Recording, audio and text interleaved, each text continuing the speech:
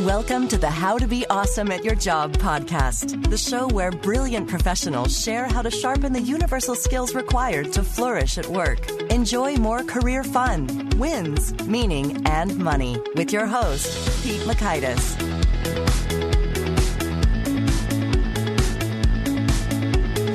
Hello.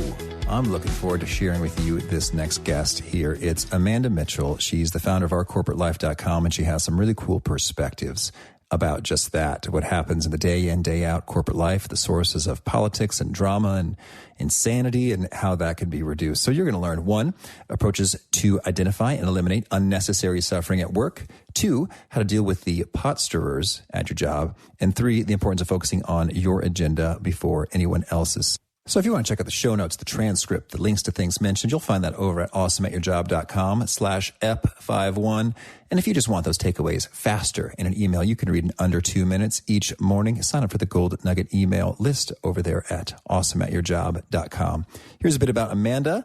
She is an executive coach and strategist specializing in helping senior executives deal with disruptive drama within their teams. An advertising agency veteran, she experienced firsthand the business implications of corporate drama, both with her Fortune 500 clients and within the Manhattan ad agency she led. A practical problem solver, she founded Our Corporate Life at OurCorporateLife.com to help executives solve the problems no one else wants to deal with. She's been published in Bloomberg Businessweek and quoted in Fast Company, CNBC.com, and Monster.com. She lives in New Jersey, which she calls the Land of Enchantment, with her family. Here's Amanda. Amanda, thanks so much for joining us here on the How to Be Awesome at Your Job podcast. My pleasure. Now, you referred to New Jersey as the Land of Enchantment. What's the story there? Everybody gives New Jersey such a hard time, and I think it's just a clever marketing ploy because New Jersey doesn't want other people to know how fantastic it is, because there's everything here. There's mountains, there's ocean, there's lakes, it's just got everything you could possibly want, including high taxes. But beyond that, it is fantastic. So as a transplant, I just love New Jersey. Well, it's so funny because I think I actually watched most episodes of The Jersey Shore. That isn't New Jersey. Come on. And then when I have a gig there, I'm doing some training or whatnot, it's usually like the one-way streets trip me up a little bit. It seems like they're a little bit more rigid about you got to keep following this route for a while before we give you the opportunity to correct your mistake. It's been my experience in New Jersey. So, not that you're reading into anything. I should maybe just know how to navigate better, really what it boils down to. So I was glad to hear. It's good to hear you like your land. Yes, I do. Well, I love so much of what you had to share over at OurCorporateLife.com and in our back and forth exchanges. And so I thought, one point in which you and I really have some great kind of philosophical alignment is on this piece around unnecessary suffering that professionals experience and how it can really be prevented. So why don't you open us up by sharing a little bit of what do you mean when you say unnecessary suffering? What kinds of situations and stories are you referencing when you kind of use that blanket term? Well, there are so many, it's hard to just pick a few. Yeah. I think anybody that's been in the corporate work environment has been in situations where it looks like people are making stupid decisions and you're having to deal with whatever those stupid decisions are. And usually it means you've got to do extra work. And then it ties into that whole not using the resources that you have. And you get into these whole, finger pointing and inefficiency and unfairness. And you go down a rabbit hole of why are things so bad at work? And a lot of that is because of structural reasons, because most companies were set up when we were coming off the Industrial Revolution. So it was more of, people were commodities, for want of a better word. They weren't treated as individuals because they were there to make a factory go. And a lot of our things that we still use in corporate are based on that, like how we measure success. It's based on efficiency and effectiveness. That's a factory kind of measure. It's not a knowledge worker kind of measure. So part of the suffering that you see is related to that kind of thing that shows up as stupid decisions. And the other part of that is that depending on what your orientation is in terms of where you are in the hierarchy, you may or may not know the context for a lot of the decisions. And that's why they look stupid. I mean, they look smart to somebody, but, it's not necessarily communicated. So there's a lot of gnashing of teeth and unnecessary resistance and struggle against people in the workplace when in fact a lot of it is related to structure. Certainly, absolutely. It shows up all the time, whether that seems like senseless meetings or anything within that realm. And one area in particular that you've kind of drawn some nice diagrams around to explore is the corporate insanity cycle. And so can you tell us a little bit of what is that and how does that show up in practice? Well, it shows up in meetings, actually. That's a good place to start. I mean, I don't know anybody who loves meetings, and most people say they have too many. And in meetings, generally what happens is that you're ending up with a lot more work based on usually factors that are not fully understood by the people who are giving you the extra work. And rather than tell you that, there's, a lot of backstory and hemming and hawing. So you are doing things because you are requested to, not because they make sense necessarily. Like they're always done that way, or this is what we need because we've always had this chart. I mean, it's not necessarily something that's making sense in the current scheme of things. Now, I'm talking about most of my clients are Fortune 500, so they're big companies that are established. So changing them is like turning a ship. It's little bit over time. It's not a nimble startup kind of a situation where you don't have to have these kinds of inefficiencies and what appear to be unfairness kinds of experiences. And you also have like people set up to compete against each other by their bosses because they don't want to be threatened by each other. They'd rather have their subordinates fight it out among themselves than to threaten their job. And, that's part of a dysfunction of the person, but also the environment that allows it to happen. So there's a whole bunch of different things that can happen in an environment that really just roll up to stupid business because there's no benefit to the business and there's certainly no benefit to people. Now, in your diagram of the corporate insanity cycle, I kind of really like the way it kind of flowed into a cycle, where things react to previous things and then snowball a little bit. Could you maybe walk us through like, hey, first A happens, then B occurs, which makes C all the worse. Could you maybe walk us through a loop of that cycle? Sure. So if we start with the seemingly stupid decisions, So we start there, that leads to inefficiency because we're given extra work for no reason. And the reason that's a problem is if you don't know why you're doing something, you can't make the best decisions for whatever it is that you're doing. Right. So it's very likely you're going to be inefficient. And that leads to unfairness because you're not using your resources wisely, your time, your people that you have reporting to you, or the money, the budget that you have. So you're wasting things that you could use in other places if you only knew why you were doing what you were doing.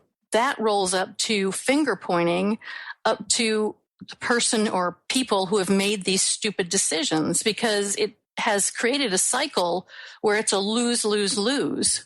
So completely the antithesis of what they tell you they want in work situations.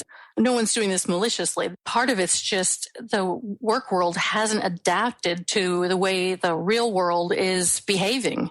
And, you've got lots of generations in the workplace and people who are married to old ways of doing things with new business realities. And it's problematic. Oh, I hear you. Okay. So I've got a problem neatly defined there. It's a stinker. So tell us, Amanda, you're a professional in an organization. You don't have all the power from on high to make blanket changes and decisions. What do you do to kind of inoculate yourself, stay happy, focused, productive, engaged? What are some key tips, tactics, strategies, takeaways, stuff to do? Well, I think the main thing you want to do is when you think about that cycle, that's all about somebody else having the power. They're making the decisions, they're giving you the extra work, they're not giving you the resources. What you want to do yourself is you want to pull that back inside of you and choose how you're going to interpret what's happening. That's a very powerful tool to have. Recognize that we make meaning. That's what human beings do. We take random facts and we make up a story as a way to understand things and to remember things, quite frankly. And it's the whole idea of like all of a sudden your boss starts closing their door and, day later, everybody thinks they're being fired because it's a change in behavior. So, all of a sudden the door's closed, you're not as available. Oh my God, everybody's getting fired. That's a disempowering story that we've made up because that's how we're wired. That's our saber-toothed tiger coming after us. We have to be ready for it. What we want to do is take that same scenario and make up something neutral or positive. Why not make up a story that's going to empower you versus disempower you? Because you're going to go through same emotions and use all that same energy, whether it's true or not. So why not create a story where you're the hero so that you can come from a place of confidence and power regardless of what's happening around you? Oh, now that's fascinating. So indeed, a door closes and then you create a whole story associated with what that means, and that in turn evokes all kinds of emotions. So can you give us an example? So what story might you create in which you're the hero? Well, you could make the story up, which is equally true, is that the reason that your boss is less available to you right now is because that they so trust you with everything, they don't feel the need to check in. You're the hero. You can make up the idea that, or make up the story that your boss is unavailable to you because there are big things coming in terms of what they're going to do with the department. And he's trying to figure out, or he or she is trying to figure out how to let you know that, you'll be inheriting it and they're going to be moving on. Like there's all kinds of ways to make up stories that are equally true and powerful. And, you touched on it just a second ago when you were talking about how, when you were just rephrasing what I talked about, it's that ability to choose to respond and not to react, because reactions are contagious. So if you hear somebody say, oh my God, we're all getting fired, it doesn't take long for everybody to think that. But you want to make sure that it really is true before you act like that is the case, and you go through and, take steps potentially to act on it. And so I'm so fascinated by this, as you say, we as humans, we make stories. It's what we do. And I buy that. I think that it is uniquely human to create a story. I guess, to what extent is it possible, I'd love to get your read on this, to just be like, you close the door because it didn't feel like hearing some noise. I guess that's still a story, even if it's like very proximate. And right. That's a neutral interpretation. Everything isn't relative to us, which is really the other point, which is don't take things personally. A person's behavior in general says more about them than it does about you. So like if they're giving you unsolicited advice, that's more about something about them than you, because if you're not asking for it, what's their purpose in telling you? So again, don't react. Just don't respond, think about what you're hearing and why, and decide whether or not you want to respond or react to whatever this person is saying. That whole kill them with kindness idea is a truism because it's harder to be mean to somebody that you're friendly with. So really it is a good practice in the workplace to make good relationships. And if you are not having good relationships, try to keep them neutral. This is lovely. So, all right. So some key takeaways are you choose the interpretation, go ahead and make up a story, make up a meaning that works for you. It's positive or neutral. And secondly, you don't assume that something that shows up and happens is about you. It may be or not be. And so what are some other key things that we should do at work to keep things happier and more productive? So after you've, chosen your mindset, so to speak, I think you want to identify and address what is draining your energy in your environment. There are a lot of things that we do that we just get in a habit. They're coming from a good place, but they really over time drain the energy that we have. And since it's limited, we want to align our energy with the priorities that we have. So you want to prioritize based on importance, not urgency, because that whole urgency is contagious. That's somebody else's agenda. That's why I recommend to clients that when they come in the morning, don't open to email immediately. That's someone else's agenda. Open to your calendar. That's your agenda, literally. What is it that you're trying to accomplish? So you want to keep your focus on what's important to you and your job. so that you are able to achieve what you need to achieve. The other part of that is you want to focus on only doing your job as opposed to everybody else's job. And this is a thing that I see a lot, especially from people who are doing the right thing. Like they want to help, they want to do what needs to be done, and they're talented, so they can do many different things. So I call it the stage manager syndrome. What happens is they fill all the gaps on a project or on a task or whatever it is, helping their teammates and whatnot, so that when things get done, nobody notices that it's them. But when something goes wrong, they're left holding the bag. And why that's critically important is besides expanding the scope of your job, which means that you're basically taking a pay cut because you're working a whole lot longer, than you should be, is it hides a problem in the business. If somebody else can't do whatever it is they're being hired to do, that's something that the business needs to know, because if you leave, then they're going to have a bigger problem than if they knew it up front. The other thing is that the person that you're compensating for might believe that they can't do it or not know they need to learn whatever it is. So you, in your effort to be helpful, you might be being unhelpful. So there's a lot of reasons why you don't want to do those types of things, and yet they're for the best of reasons. So if you can focus on doing your job, and that sounds crazy because it sounds anti-team, but prioritize your job. And when you decide to do things beyond the scope of your job, make sure it's for the right reasons and it really has a benefit for the team. I'm not saying say it out loud to them, but just be conscious of the choices that you're making, because again, you don't have all the energy in the world and you want to make sure you're using it in the way that you're meant to use it for the business. That makes great sense. And because I think it's easy to drift, absolutely, particularly if you're ambitious and helpful and friendly, to get sucked into doing some other things. And we could talk about a whole nother issue of performance review and evaluation cycles and how that unfolds. But there's a set of goals or things that are expected from you. And if you're the most helpful person around, that may not be the thing that gets seen, evaluated in the actual review cycle. And you might actually find yourself in a tough spot in terms of your career and advancement and promotion or getting fired. It goes to that big rock story. Do you know that story? It's often used as an opening to a presentation, where there's a jar and then there's a couple of big rocks and then there's a bunch of little rocks. And the goal is to get them all into the jar. And the only way to do that is to put the big rocks in first and then put the little rocks in, and then they fall in around it. It's the idea that you pick the tasks that are important for your job. Those are your priorities or your big rocks.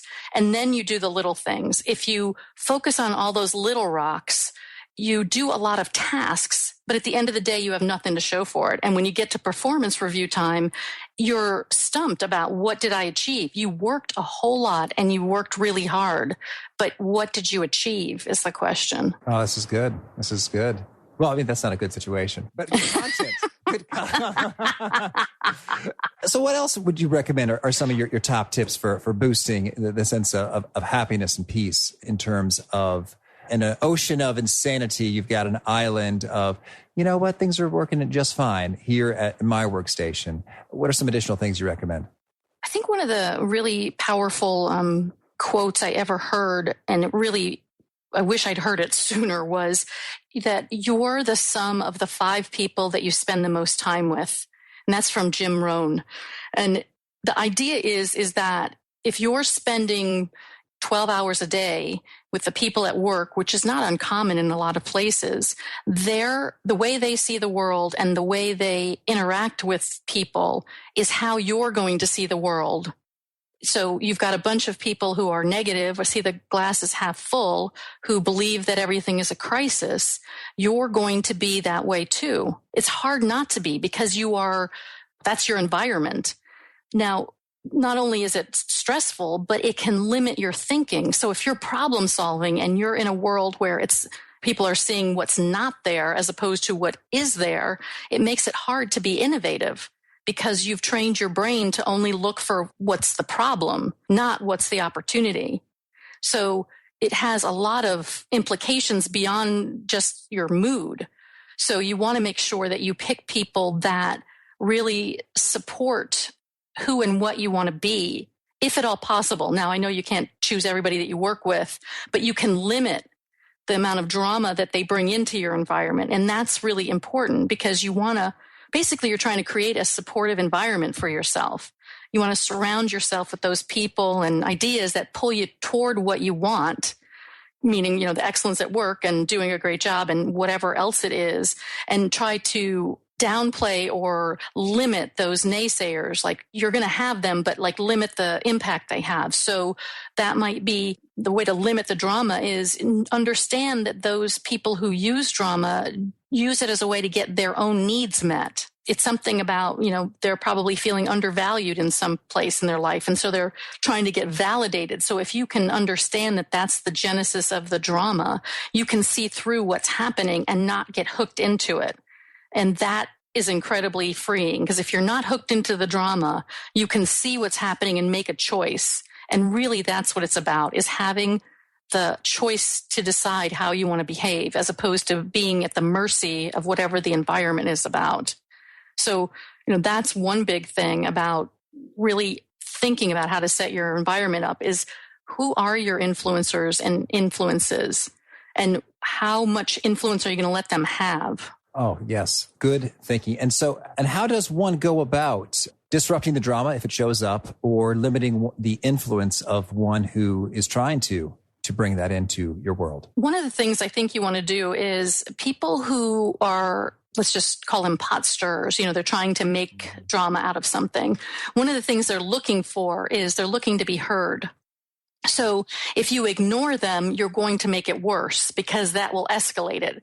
It's like a child. It's like they just get louder and higher as they try to get heard. So what you want to do is you want to acknowledge but not validate whatever it is that they're saying, so that they understand that you've heard them, but it's not that you agree with them. So that might look like or sound like you would say something and I would say, well, that's interesting, and then you go on to whatever the rest of the sentence is that is about something else. But you don't want to validate whatever they're saying. So a personal example is that my mother was a worry wart. So she would just make me crazy with the worrying. She would say something, I'd be like, well, that's interesting because, worry never paid the bills, or, worry never did whatever. It'd make her crazy, but it did stop it. So you really want to do that thing where you're acknowledging that you heard them and you're not playing ball, is basically the message that you're giving them. I think you also want to limit your time with whoever that person is and make it clear, if at all possible. If it's somebody you're working with, if it's not a choice, you have to, then I think that you want to be very clear about where you want to focus, which means that when they start going down a drama path, you interrupt and redirect back to whatever it is that you're supposed to be talking about, like whatever the topic is. So it could sound like, well, let's not get off on that sidetrack. Let's stay focused on blah, blah, blah. You acknowledge that where they're taking you is off topic. So again, you're saying, I've heard you, but you're taking them right back to where they need to be. It's a discipline for you because you're the one having to do the work of keeping them from going down the path, but the payoff is tremendous. I hear you. Okay. Well, so this is a nice lineup. You tell me, is there anything else you want to make sure that we cover off before we shift gears and talk about some of your favorite things here? I think one of the things that is really important, and I think people in their effort to be excellent at work often lose sight of, is that you're more than your work. You have so much time that you need to put into things. And, I can understand why it becomes all consuming. And certainly I've made that mistake myself. But you can do things to reconnect with what's important to you in a very easy way. And so a couple of tips for that, just to keep you focused and remembering who you are, is like listen to a favorite song every day. So when you're commuting or whatever, and you know how music takes you back to a certain time or place? Pick a time when you were really happy or really excited about something, or pick something you really like now. Music can take you on a trip. So that's a great way to just reorient yourself to, takes no energy. It's a pleasant experience and it reminds you of who you are. I think the other part is that it's very easy to lose contact with people because it is so all consuming, and people let relationships go because they think they don't have the time. but you really can reconnect without using a whole lot of time. Whatever it is, like if it's a text or an email or through LinkedIn, just reach out and stay connected by, hi, how are you? It doesn't have to be genius work here. It's just stay connected. That's really what makes the world go round, is your relationships with other people. And if you let work take over your life, you're going to miss out on that or have to recreate it later. And that's much, much harder. Oh, yes. And there's so much good research in the positive psychology world associated with the social connections leading to happiness and success and all sorts of good things. And it's the wrong instinct to try to hunker down because we're too busy for people, but rather when you're too busy, that's maybe when you need the most. Right. Absolutely. Okay. Well, this is fun. This is fun. So now I'd love to hear about some of your favorite things. Could you open us up by sharing a favorite quote, something that you look to that you find inspiring? I don't know how inspiring this is, but it's very practical. Shoot the dogs early. Well, it's like, when something's not working, whether it's a person that you're working with or a project isn't going to go right, rather than try to make things fit. Sometimes it's better to just acknowledge it's not working and shoot the dogs early. That I find it really has saved a lot of agita over time to be able to recognize that, because often other people are looking for someone to say it and say, this doesn't make any sense. We need to do X, Y, Z. So shoot the dogs early is one of my practical things I think of and quote. And the other one in the same dog theme is like that whole idea of wag more, bark less. It's a short life. So let's have more wagging and less barking. Oh, I'm on board. And how about a favorite study or experiment or piece of research you find yourself citing often? Well, the things that I focus on are really about the business impact of the corporate drama, because a lot of times my clients have to support why it makes sense to treat people right, which you wouldn't think you'd have to, but they're looking for studies. So what we've done is we've gone through all the studies and actually made infographics that we've got on our site. If anybody would like to use them, they're under the corporate drama tab. And they pull all the research that we've found about what keeps people engaged, what makes people happy at work. Bad bosses are bad business is one of the infographics. And really, I think the one study that everybody refers to, I guess it's the golden standard here, is the Gallup State of the Workplace report. That's where that engagement number comes from. So that's like a typical one that I refer to. But honestly, I use the compilations much more because they tell the story of the fact that if you have a good staff, a happy staff, you've got good profits. I mean, that's why our tagline is common sense, not common practice. It's not brain surgery. It just isn't happening. Right. And how about a favorite book? I really found thought-provoking. It's been out for a couple of years now. It's Conscious Business by Fred Kaufman. It's about expressing your values through your work. And I feel like that a lot of us try to do that, whether they're positive values or negative values. But it was a good read because it talks about becoming aware and present and responsible for your own happiness. And I think that that's really, really important because you can control that. And a lot of things in the world you can't control, but you can control your own happiness. Right on. And how about a favorite tool, whether it's a piece of hardware, software, a gadget, something that you find handy for being awesome at your job? I think a tool would be HemingwayApp.com. Are you familiar with that? Sure, I'm not. Tell us more. Okay, so that really helps you with your writing. Powerful writing is so important. It's about having clear, active voice writing. So what you do is you write whatever you're writing and then you open Hemingway app and it will analyze it. It will tell you, okay, this is an adverb and it's too passive, change it. This is sixth grade reading level. You might want it higher or lower. It really helps you see what it is that you've created and make it better. Cool. Well, I'm going to try it out. Thank you. And how about a favorite habit, a personal practice of yours that's really boosted your effectiveness? Well, I mentioned it already. It's start the day with your calendar, not your email. I mean, email, I actually put a timer on it to see how much time I was using, and I was horrified. So by just focusing on my schedule and being disciplined about how I use the web, I've been incredibly efficient comparative to before. And I was efficient before, so.